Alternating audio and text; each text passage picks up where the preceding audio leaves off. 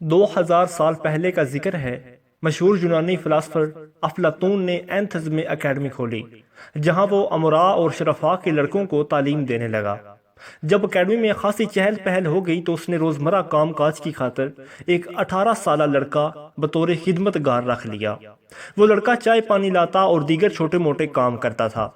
چونکہ یہ اکیڈمی صرف اور صرف امراء کے لیے مخصوص تھی تو لڑکا اپنا کام کر چکتا تو باہر چلا جاتا۔ ادھر جماعت کے دروازے بند کیے جاتے اور افلاطون پھر طلباء کو تعلیم دینے لگتا۔ وہ لڑکا بھی دروازے کے قریب بیٹھا اندر ہونے والی باتیں سنتا رہتا تھا۔ 2 ماہ بعد افلاطون کی جماعت کا نصاب ختم ہو گیا۔ اب حسب روایت ایک شاندار تقریب منعقد ہوئی۔ اس میں شہر کے سبھی عالم فاضل شرکت کرتے تھے، طلباء کے والدین بھی شریک ہوتے۔ تقریب میں جماعت کے ہر طالب علم کا امتحان بھی ہوتا۔ وہ کچھ یوں کہ ہر ایک کو کسی موضوع پر سیر حاصل گفتگو کرنا پڑتی۔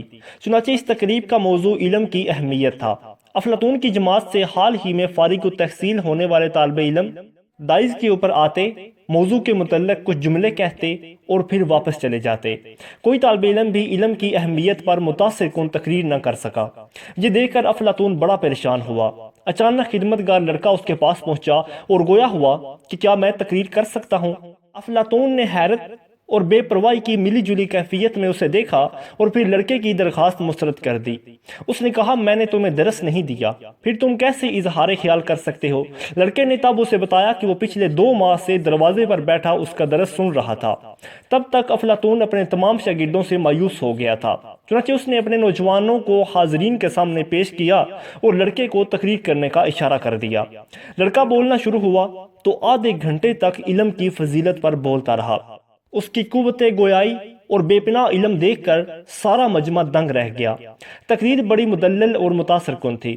جب لڑکا تقریر مکمل کر چکا تو افلاطون پھر دائز پر آیا اور حاضرین کو مخاطب کر کے بولا کہ آپ جان چکے کہ میں نے پوری محنت سے طلباء کو تعلیم دی اور دوران تدریس کسی قسم کی کوتاہی نہیں برتی۔